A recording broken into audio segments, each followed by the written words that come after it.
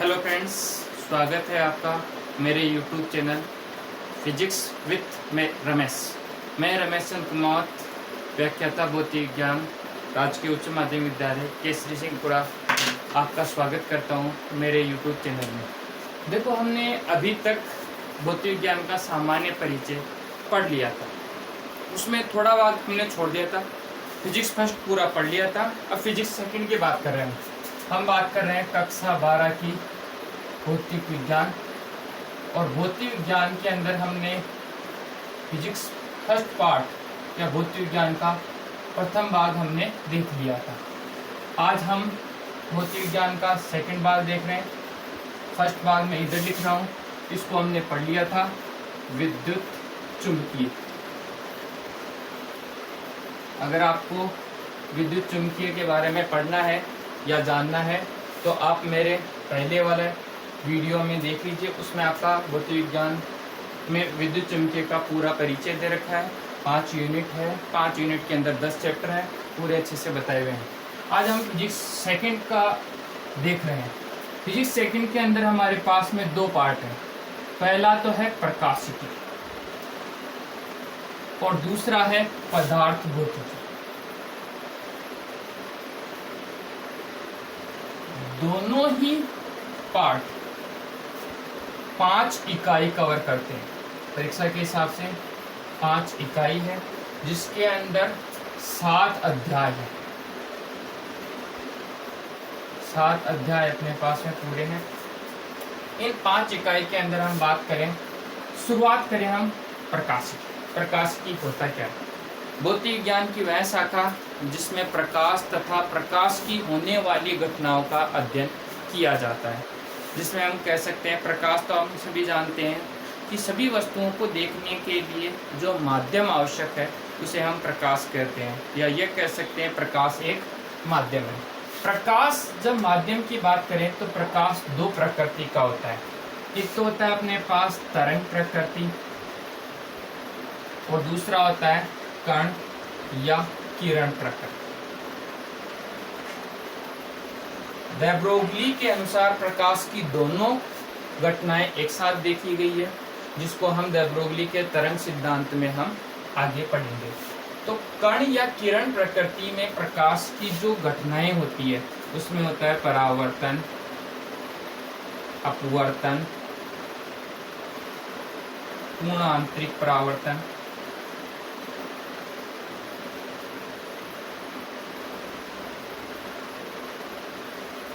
परिक्षेपण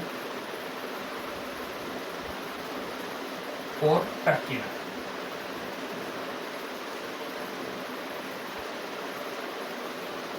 ये हमारे पास में प्रकाश की कण या किरण प्रकृति को दर्शाने वाली महत्वपूर्ण घटनाएं हैं।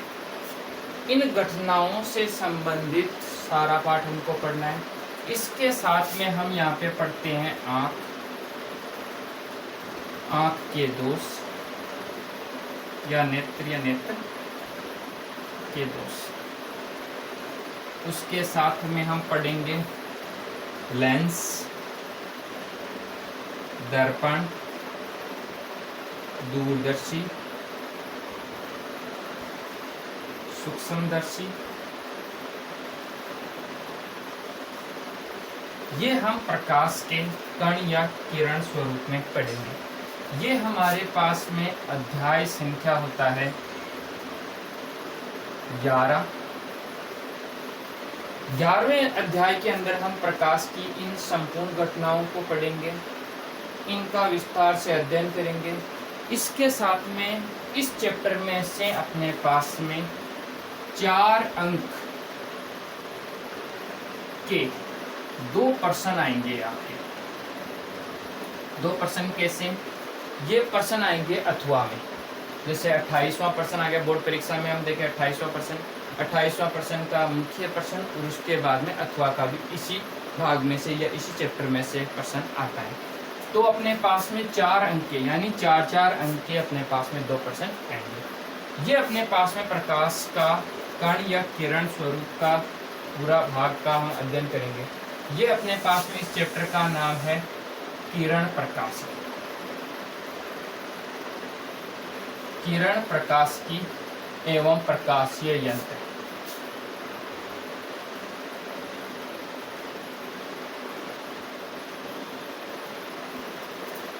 इसमें अपन इतना पढ़ेंगे, फिर हम प्रकाश के तरंग स्वरूप का अध्ययन करेंगे। तरंग स्वरूप यानी जब प्रकाश तरंग की तरह व्यवहार करेगा।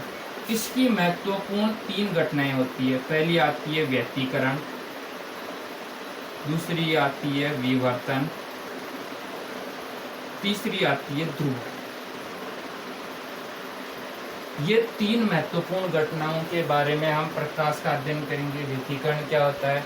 जब प्रकाश की किरणें अध्यारोपित होती है, अध्यारोपित होने से व्यतिकरण होता है। व्यतिकरण 2 प्रकार का हो गया, संपोषी, विनाशी। जब संपोषी और विनाशी दोनों व्यतिकरण नहीं होते हैं तो अपने पास में समान तीव्रता मिलती है। विवर्तन के बारे में पढ़ेंगे कि जब प्रकाश की किरण किसी अवरोधक के तीक्ष्ण किनारों से टकराकर मुड़ जाती है, ज्यामितीय छाया में फैल जाती है, उस घटना को विवर्तन कहते हैं। विवर्तन हमारे पास में 2 प्रकार के होते हैं, फोनों पर विवर्तन, फ्रेनेल विवर्तन, वो उसके आगे पढ़ेंगे हम।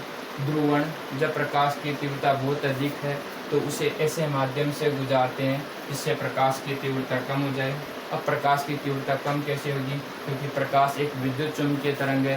विद्युत चुम्बकीय तरंग में विद्युत क्षेत्र और चुम्बकीय क्षेत्र दोनों उपस्थित होते हैं। तो इस प्रकाश के अगर विद्युत क्षेत्र के सभी घटकों को एक ही दिशा में ला दिया जाए तो उस घटना को हम कहते हैं ध्रुवण। ध्रुवण की विधियां पढ़ेंगे कि ध्रुवण हम किस प्रकार कर सकते हैं प्रकाश का। इसकी 5 महत्वपूर्ण घटनाएं हैं, जैसे परावर्तन द्वारा, अपवर्तन द्वारा, पूर्ण आंतरिक परावर्तन, अपवर्तन, इसके अलावा द्वि अपवर्तन, द्विवर्णता, ये इसकी घटनाएं होती है जो अपन निकोल प्रिज्म वगैरह सारा इसी में पढ़ेंगे, पोलराइड भी इसी में पढ़ेंगे। ये दोनों जो अपने पास में पार्ट हैं, ये दोनों पार्ट हमारे पास में 9 अंक के हैं। ये हमारे पास में है अध्याय संख्या है अपने पास में 12 नंबर। पाठ का नाम है तरंग प्रकाश की।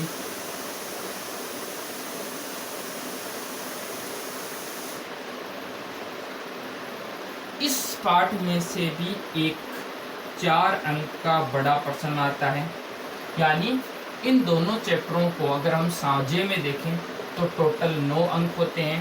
9 अंक में से 4 नंबर के 3 प्रश्न आएंगे। अब 3 प्रश्न जैसे अपने पास बोर्ड परीक्षा का पेपर आता है, जैसे मान लो हमारे पास में क्वेश्चन आ गया 27, 28। 27वां इस चैप्टर का हो सकता है, 27 का 8वां भी इसी चैप्टर का हो सकता है, 28वां इस चैप्टर का हो सकता है। यानी कुल मिला के अपने पास में इन दोनों चैप्टरों से 3 क्वेश्चन आएंगे। 3 में से हम आसानी से 2 क्वेश्चन अटेम्प्ट कर सकते हैं, यानी कम से कम 8 नंबर का बड़ा प्रश्न 2 प्रश्न इन दोनों चैप्टरों से कवर करेंगे। ये अपने पास में तरंग प्रकाश की और किरण प्रकाश की हो जाती है। अब हम थोड़ा प्रकाश की के बारे में और अध्ययन करें। हम कहें कि कुछ घटनाएं ऐसी होती है जहां प्रकाश की तरंग प्रकृति और कण प्रकृति दोनों एक साथ उपस्थित होती है। जब हमको ये तय करना पड़ता है कि कौन सी घटना को हम काम में लें, उस समय अपने पास प्रकाश की विकिरण प्रकृति होती है। विकिरण, अब विकिरण को अपन और नाम दे सकते हैं फोटोन प्रकृति। फोटोन क्या होता है? हमने कहा कि प्रकाश छोटे छोटे बहुत सारे कणों से मिलकर बना है, जिनको हम फोटोन कह सकते हैं। ये द्रव्यमान तथा आवेशहीन कण होते हैं। इनकी ऊर्जा सबसे अधिक होती है। इनकी ऊर्जा का अगर हम सूत्र लिखें तो इनकी ऊर्जा का सूत्र होता है hν, जहाँ h होता है प्लांक नियतांक, ν होता है आपतित प्रकाश जो भी हम काम में ले रहे हैं उसकी आवर्ती का मान। ये प्रकाश या फोटोन जब किसी धातु पर आपतित होते हैं तो धातु से इलेक्ट्रॉन का उत्सर्जन होता है और इस घटना को कहते हैं प्रकाश विद्युत प्रभाव। प्रकाश विद्युत प्रभाव, यानी इस परिकल्पना के आधार पर हम कहें कि ये अपने पास में कोई धातु है, धातु पर हम प्रकाश आपतित करा रहे हैं। अब ये प्रकाश हम आपतित करा रहे हैं एज ए फोटोन के रूप में। तो देखो ये जब अपन दर्शा रहे हैं इस प्रकाश को, तो देखो ये फोटोन यानी तरंग के रूप में दर्शा रहे हैं। तो यहाँ इसकी तरंग प्रकृति भी आ रही है। जब ये इस धातु पर आपतित होता है तो यहाँ से इलेक्ट्रॉन का उत्सर्जन कराता है। और ये इलेक्ट्रॉन का जब उत्सर्जन कराता है तो यहाँ क्वांटम प्रभाव के अनुसार, क्वांटम यांत्रिकी के अनुसार इसकी कण प्रकृति और आती है। तो फोटोन को हम कण और तरंग दोनों के रूप में साझे में अध्ययन करेंगे। तो इस चैप्टर का नाम होता है विकिरण, प्रकाशिकी एवं प्रकाशिक यंत्र। ये अपने पास में अकेला चैप्टर 4 अंक का होता है। इस चैप्टर में से 2-2 नंबर के 2 छोटे प्रश्न आ सकते हैं, या फिर 1 नंबर का एक नंबर का एक और एक 2 नंबर का। यानी इसके जो प्रश्न का डिवाइडेशन देखें, 1 नंबर और 2 नंबर, या फिर 2-2 के 2 प्रश्न आ सकते हैं। ऐसे करके इसमें से प्रश्न आएंगे। इस चैप्टर में से एक आंकिक प्रश्न जरूर आएगा। आंकिक प्रश्न जिनको अपन ने बता दिया था कि वे प्रश्न जिनमें कोई सूत्र दिया होता है, उसमें मान रखना होता है, गणना करके मान निकालना होता है। ये हो गया आंकिक प्रश्न। ये अपने पास में हो गया विकिरण प्रकाश की। तो यहाँ तक का जो भाग है वो अपने पास में आता है प्रकाशिकी में। यानी प्रकाशिकी के अंदर हमारे पास में यहाँ पे 2 यूनिट बना रखी है। पहली यूनिट तो होती है प्रकाशिकी, खुद प्रकाशिकी के नाम से। इस प्रकाशिकी के 2 भाग हो गए अपने पास। पहला हो गया किरण प्रकाशिकी, दूसरा भाग हो गया अपने पास तरंग प्रकाशिकी। ये 2 भाग अपने पास में हो गए। किरण प्रकाश की और तरंग प्रकाश की दोनों को अगर हम साझे में देखें तो दोनों 9 अंक के हो गए। प्रश्न आने हैं इनमें से 3 बड़े प्रश्न,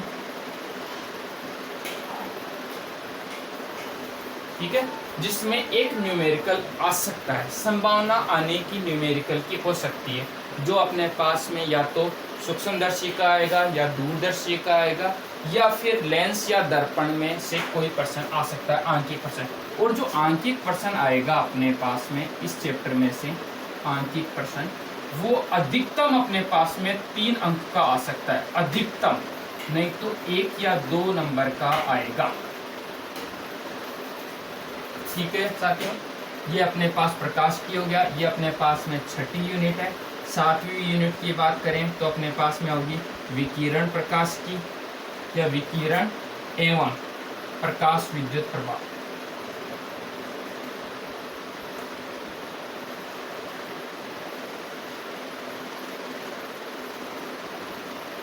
इसके बारे में अपन ने अभी बताया था। उसके बाद में अपन आगे बढ़ते हैं। ये 2 यूनिट अपने पास में प्रकाशिकी में आते हैं। फिर आगे का जो भाग आता है वो आता है अपने पास पदार्थ भौतिकी में। तो इसको मैं मिटा रहा हूँ, पदार्थ भौतिकी की बात कर लें। पदार्थ भौतिकी होता क्या है? हम कहते हैं कि प्रत्येक पदार्थ छोटे छोटे कणों से मिलकर बना होता है। अब ये जो पदार्थ भौतिकी हम यहाँ पे पढ़ेंगे वो सारा आएगा अपने पास में मॉडर्न या आधुनिक फिजिक्स में, आधुनिक भौतिकी में। अब आधुनिक भौतिकी क्या होती है? देखो, आपने कक्षा 11 में पढ़ा था भौतिक विज्ञान। भौतिक विज्ञान की हम बात करें तो विज्ञान की वह शाखा जिसमें प्रकृति के बाहरी स्वरूप और प्रकृति में होने वाली घटनाओं का अध्ययन किया जाता है, उसे हम भौतिक विज्ञान कहते हैं। भौतिक विज्ञान जो फिजिक्स है वो शब्द बना है फिजिक्स से, ग्रीक भाषा का लैटिन शब्द है जिससे बना है, जिसका अर्थ होता है, हिंदी अर्थ होता है प्रकृति। अब प्रकृति के अंदर अपने पास में 2 प्रकार की भौतिक विज्ञान की हमने बात कर ली थी। एक तो चिरसम्मत भौतिक विज्ञान, दूसरी थी आधुनिक भौतिक विज्ञान। चिरसम्मत भौतिक विज्ञान की वह शाखा जिसमें समय के साथ कोई बदलाव नहीं किया गया, उसमें कोई छेड़खानी नहीं की, जिसमें अपने पास में आती है यांत्रिकी है, विद्युत चुंबकीय, यानी फिजिक्स फर्स्ट पार्ट जो हमने पूरा पढ़ा है वो सारा क्लासिकल फिजिक्स या चिरसम्मत भौतिकी का है। प्रकाश की है वो भी अपने पास में चिरसम्मत भौतिकी का है। क्यों? क्योंकि उसमें समय के साथ कोई बदलाव हमने नहीं किया। पर आधुनिक भौतिकी में हम जैसे जैसे आगे बढ़ते जाते हैं और समय के साथ में जैसे जैसे वैज्ञानिक आविष्कार करते जाते हैं तो उसको हम जोड़ा जाता है और उसको हमने कह दिया आधुनिक भौतिक विज्ञान। आधुनिक भौतिक विज्ञान के अंदर हम समय के साथ में बदलाव कर रहे हैं। जैसे हम बात करें शुरू से कि हम कहते हैं कि पदार्थ की सबसे छोटी इकाई, जब हम बहुत छोटे थे, कक्षा 4-5 में पढ़ते थे, हमने पढ़ा था पदार्थ की सबसे छोटी इकाई थी अपने पास कण। फिर कण से छोटा हमने पढ़ा था अणु, आगे की क्लास में हमने पढ़ा था परमाणु, फिर परमाणु से छोटा भाग पढ़ा था हमने प्रोटॉन, न्यूट्रॉन और इलेक्ट्रॉन। ये 3 कण हमने, ये तो हमने पढ़ा था कक्षा 1 से लेकर 5 के बीच में, ये फिर 5 से लेकर 7 के बीच में, 7 से लेकर 10 के बीच में, फिर 10 में ही हमने ये प्रोटॉन, न्यूट्रॉन, इलेक्ट्रॉन के बारे में पढ़ा था। अब कक्षा 12 में आ गया हुआ, कक्षा 12 के अंदर प्रोटॉन, न्यूट्रॉन, इलेक्ट्रॉन, इनसे भी छोटे कण कहा, वो कहा क्वार्क कण। ये क्वार्क कण अपने पास में 6 प्रकार के होते हैं, up, down, left, bottom, right, ऐसे करके ये 6 प्रकार के कण होते हैं। कक्षा 12 तक आप क्वार्क कण के बारे में पढ़ते हो, पर ये क्वार्क कण जो होते हैं ये अस्थायी कण होते हैं। क्यों? क्योंकि ये परमानेंट नहीं रह सकते, कुछ समय के लिए होते हैं, फिर उसके बाद में वापस इलेक्ट्रॉन, प्रोटॉन और न्यूट्रॉन में विभाजित हो जाते हैं। इन छोटे कणों, क्वार्क कणों से भी छोटे कण होते हैं जिनको कहते हैं एलिमेंट्री या प्रारंभिक कण। वो अपन आगे जब आप और आगे पढ़ोगे, बीएससी, एमएससी में फिजिक्स पढ़ोगे, तब आपके काम आएंगे। तो हमने इसमें क्या पढ़ा? सबसे पहले परमाणु था, फिर उससे अणु मिला, फिर परमाणु मिला, फिर उसके बाद में प्रोटॉन, न्यूट्रॉन और इलेक्ट्रॉन, और उसके बाद में क्वार्क कण। यानी हमने भौतिक विज्ञान का समय के साथ में धीरे धीरे आगे का अध्ययन किया, तो उसको हमने क्या कह दिया? आधुनिक भौतिक विज्ञान। तो आधुनिक भौतिक विज्ञान के अंदर हम सबसे पहले बात करते हैं कि पदार्थ। अब हम बात करें पदार्थ, तो चालकता के आधार पर हमने पदार्थ कह दिए 3 प्रकार के। पहला कह दिया चालक, दूसरा कह दिया कुचालक और तीसरा कह दिया अर्धचालक। चालक पदार्थ के बारे में थोड़ा सा मोटा मोटा समझ लें। वे पदार्थ जिनमें विद्युत धारा प्रवाह होती है चालक पदार्थ कहलाते हैं। इनके अंदर मुक्त इलेक्ट्रॉनों की संख्या बहुत होती है, इसलिए इनको चालक पदार्थ कहते हैं। कुचालक पदार्थ वे पदार्थ जिनमें धारा प्रवाह नहीं होता है, इनमें कोई मुक्त इलेक्ट्रॉन नहीं होता है। यानी मुक्त इलेक्ट्रॉन की बात करें तो इसमें तो मुक्त इलेक्ट्रॉन खूब होते हैं। कितने होते हैं? अगर हम सबसे अच्छा सुचालक पदार्थ लें तो उसके 1 मीटर क्यूब आयतन में लगभग 10 की पावर 29 मुक्त इलेक्ट्रॉन होते हैं, और इनके अंदर कोई मुक्त इलेक्ट्रॉन नहीं होता है, जिससे इनमें धारा प्रवाह नहीं होती। क्यों? क्योंकि हम कहते हैं कि धारा प्रवाह हमेशा इलेक्ट्रॉन के कारण होती है, और इलेक्ट्रॉन भी कौन से होने चाहिए? मुक्त। क्यों? क्योंकि प्रत्येक पदार्थ में इलेक्ट्रॉन तो होता है, चाहे वो कुचालक हो, सुचालक हो, चाहे अर्धचालक हो, तो उनमें धारा प्रवाह होनी चाहिए, पर धारा प्रवाह हमेशा मुक्त इलेक्ट्रॉन के कारण होती है। तो इनमें कोई मुक्त इलेक्ट्रॉन नहीं होता है, इसलिए यह विद्युत धारा के कुचालक होते हैं, या इनमें धारा प्रवाह नहीं होती। अब बात करें अर्धचालक पदार्थ। वे पदार्थ जिनमें सामान्य ताप तथा शुद्ध अवस्था में कोई धारा प्रवाह नहीं होती। यानी सामान्य ताप की बात करें हम, सामान्य ताप और शुद्ध अवस्था, सामान्य ताप और शुद्ध अवस्था में ये होते हैं कुचालक। कुचालक का मतलब कि इनमें मुक्त इलेक्ट्रॉन अपने पास में क्या होते हैं? शून्य होते हैं, बिल्कुल भी नहीं होते हैं। पर अगर इन्हें गर्म कर दिया जाए या पास वाले पदार्थ की अशुद्धि मिला दी जाए, क्यों? क्योंकि अर्धचालक पदार्थ जो होते हैं वो आवर्त सारणी के 14वें वर्ग के तत्व होते हैं, या पी ब्लॉक के हम कहें चौथे वर्ग के तत्व होते हैं। तो इनकी बाह्य कक्षा में 4 मुक्त इलेक्ट्रॉन होते हैं। अगर ये पास वाले पदार्थ, जैसे अपन कह दें कि तीसरे वर्ग, पी ब्लॉक के तीसरे वर्ग या 5वें वर्ग की अशुद्धि इनमें मिला दी जाए, तो इनमें मुक्त इलेक्ट्रॉन आ जाता है, जिनसे इनमें धारा प्रवाह हो जाती है। ये हो गए अपने पास अर्धचालक पदार्थ। तो यहाँ पदार्थ भौतिकी में हम पढ़ेंगे अर्धचालक पदार्थों के बारे में, और अर्धचालक पदार्थ से अपने पास बनने वाली युक्तियों के बारे में पढ़ेंगे। अब अपन सीधी सी बात करें कि जब हमारे पास में धारा प्रवाह जब चालक में हो जाती थी, तो हमको अर्धचालक की जरूरत क्यों पड़ी? क्या कारण था कि हमको अर्धचालक की जरूरत पड़ रही है? भैया बिना काम किसी को शौक नहीं है इसको गर्म करें या इसमें कुछ मिलाएं। कौन चाहता है रोज इसको गर्म करें या इसमें अशुद्धि मिलाएं? कोई नहीं चाहता है। कुछ फायदा होगा तभी किया होगा इसे। अब कारण देखो, कारण क्या है कि इन पदार्थों को जब हम गर्म करते हैं तो इसमें उपस्थित जो ये इलेक्ट्रॉन है ये क्या करते हैं? एक दूसरे से टक्कर करते हैं, और टक्कर बहुत ज़्यादा हो जाती है। टक्कर ज्यादा होने से क्या होता है, इनकी प्रतिरोधकता बढ़ जाती है, और प्रतिरोधकता बढ़ने से विद्युत खर्च बढ़ जाता है, और साथ में ये गर्म भी होते हैं। लगातार इनके अंदर धारा प्रवाह करेंगे, टक्कर बढ़ेगी इनमें उपस्थित इलेक्ट्रॉनों में, ज्यादा टक्कर होगी तो ज्यादा गर्म होंगे, प्रतिरोधकता बढ़ जाएगी, विद्युत खर्च बढ़ जाएगी। अपन करते किसके लिए, हम चाहते हैं कि हमारे घर का बिजली का बिल कम आए, तो उसके लिए अपन क्या चाहते हैं, विद्युत खर्च कम से कम हो। और विद्युत खर्च कम से कम किसमें होंगी, ऐसे पदार्थ जिनके अंदर गर्म होए, तो ये प्रतिरोधकता बढ़ने की जगह क्या हो जाए, घट जाए। तो इसके लिए हम लेते हैं अर्धचालक पदार्थ। क्यों, क्योंकि इसमें तो हम पहली शर्त ये लगा रहे हैं कि इनको हम गर्म करेंगे तो ये सुचालक बन जाएंगे। तो कैसे, अर्धचालक पदार्थों को जब हम गर्म करेंगे तो इनका तापमान बढ़ेगा, तापमान बढ़ेगा तो इनमें मुक्त इलेक्ट्रॉनों की संख्या बढ़ेगी, संख्या बढ़ेगी, बढ़ने का चिन्ह अपना ये रहेगा, ठीक है, कम होने का चिन्ह ये रहेगा। तो इनमें मुक्त इलेक्ट्रॉनों की संख्या बढ़ेगी, मुक्त इलेक्ट्रॉनों की संख्या बढ़ेगी तो इनमें धारा प्रवाह होगी।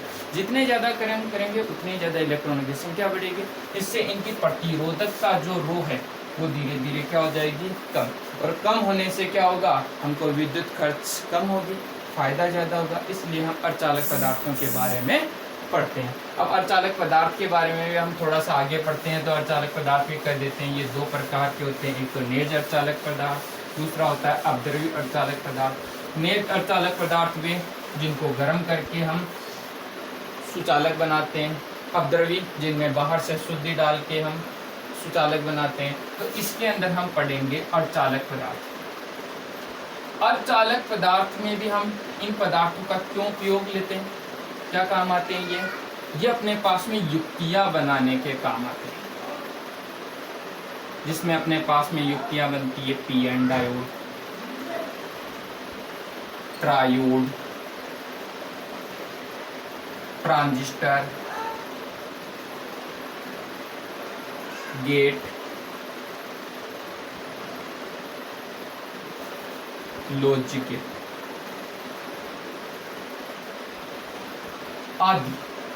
आदि युक्तियां बनती है जिनका हम उपयोग इसमें करते हैं। तो ये युक्तियां है क्या, किस काम में आ रही है, विद्युत में, इसलिए इसको अपन कहते हैं इलेक्ट्रॉनिक्स, यानी भौतिक विज्ञान का वह भाग जिनमें इन युक्तियों का अध्ययन किया जाता है उसे कहते हैं इलेक्ट्रॉनिक्स। तो अपने पास में देखो, आपके यहाँ पे हमने 11वां 12वां 13वां चैप्टर पढ़ लिया था। अब अपन बात कर रहे हैं यहाँ पे सीधे 16वें चैप्टर पे आ गया मैं, थोड़ा सा आपको बताने में। 16वां चैप्टर है अपने पास में अर्धचालक पदार्थ और उनकी युक्तियाँ, जिसको हम इलेक्ट्रॉनिक्स भी कहते हैं। ये अपने पास में 6 अंक का चैप्टर है, 6 अंक का है। इसमें से एक बड़ा प्रश्न आएगा 4 अंक का, 4 अंक का एक बड़ा प्रश्न आएगा। ज्यादातर प्रश्न परिभाषा व चित्र का आएगा। और कौन सा चित्र, परिपथ चित्र। और इसमें भी परिपथ चित्र में भी सबसे ज्यादा जो चित्र पूछा जाता है वो आता है या तो पीएन डायोड या ट्रांजिस्टर। उसके अलावा इसमें से प्रश्न आपके ट्रांजिस्टर जो डायोड है उसके 4 अपर रूप है, उनके आधार पर आ सकता है, जिसमें जेनर डायोड हुआ, एलईडी हुआ, उसके अलावा अपने पास में फोटो डायोड हुआ, सोलर सेल हुआ, इनसे संबंधित प्रश्न बन जाता है। तो ये अपने पास में 6 अंक का बड़ा पार्ट है, आसान पार्ट है, इसमें थ्योरी ज़्यादा है और थोड़े बहुत परिपथ चित्र है।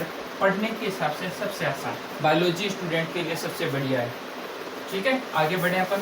तो ये अपने पास में हो गया 16वां पार्ट। अब थोड़ा सा अपन 14-15 पार्ट के बारे में देख लें।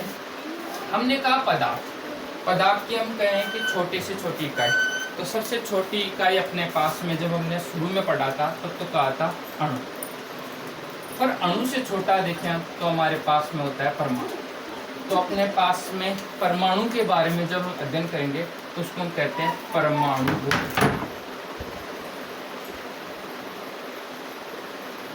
या परमाणुीय भौतिकी। परमाणुीय भौतिकी तो अपने पास में 14वां चैप्टर यानी 14वां अध्याय ये बन जाएगा अपने पास में परमाणुीय भौतिकी।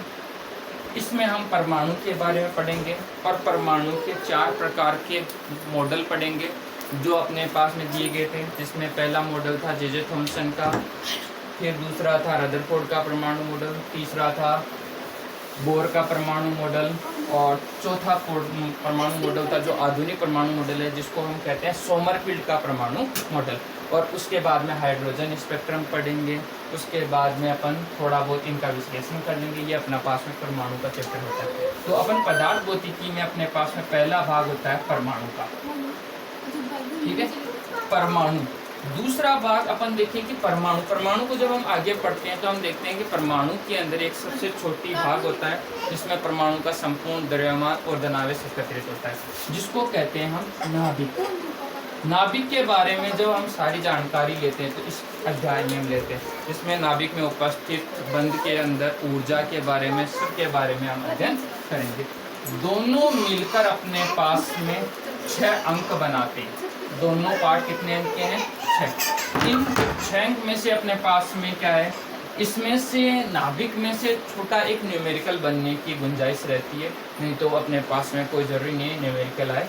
बाकी का ये छोटे छोटे पार्ट हैं जिनमें ज़्यादातर परिभाषा से संबंधित प्रश्न पूछे जाते हैं। परिभाषा और हो सकता है अपने पास में जब परमाणु मॉडल पढ़ते हैं तो बोर परमाणु मॉडल के अंदर जब परिकल्पना निकालते हैं तो उससे इलेक्ट्रॉन की त्रिज्या यानी त्रिज्या r, वेग और ऊर्जा, इनके संबंध के बारे में थोड़ा बहुत कोई न्यूमेरिकल टाइप में प्रश्न बन सकता है या सूत्र उत्पन्न करने वाला प्रश्न बन सकता है। ये अपने पास में 14वां पार्ट है आपका, ये 15वां पार्ट है। 16वें पार्ट के बारे में हमने अभी पढ़ ही लिया था, अर्धचालक पदार्थ एवं युक्तियाँ।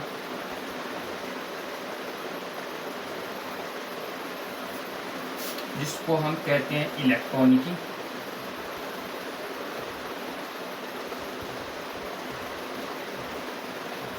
हिंदी में तो कहते हैं इसको इलेक्ट्रॉनिकी और इंग्लिश में कहते हैं इलेक्ट्रॉनिक्स,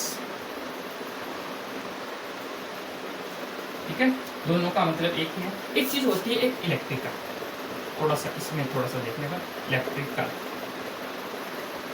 एक तो होता है इलेक्ट्रिकल, एक होता है इलेक्ट्रॉनिक्स। इसके बारे में थोड़ा सा अंतर देखिए। इलेक्ट्रिकल में तो हम हमेशा सुचालक पदार्थों का अध्ययन करते हैं और इसमें हम अर्धचालक पदार्थों का अध्ययन करते हैं। थोड़ा सा ये ध्यान रख लें। तो अपने पास में जो 16वां चैप्टर है उसमें हम अर्धचालक पदार्थों के बारे में ही पढ़ेंगे। फिर आता है अपने पास में लास्ट चैप्टर का, बेटा चलाएंगे। फिर अपने पास में आता है आगे का चैप्टर, जिसको हमने अभी जो वीडियो बनाया था इससे पहले वाले वीडियो, उसके अंदर दे रखा है विद्युत चुंबकीय तरंगे एवं संचार व्यवस्था। संचार व्यवस्था में सूचनाओं को कैसे लेना है, कैसे देना है, ये अपने पास में इसका लास्ट का भाग है। ये अपने पास में 4 अंक का पाठ है, जिसमें से आसान से प्रश्न पूछे जाते हैं। ज़्यादातर इसमें नैनो टेक्नोलॉजी के पूछे जाते हैं प्रश्न। Nano technology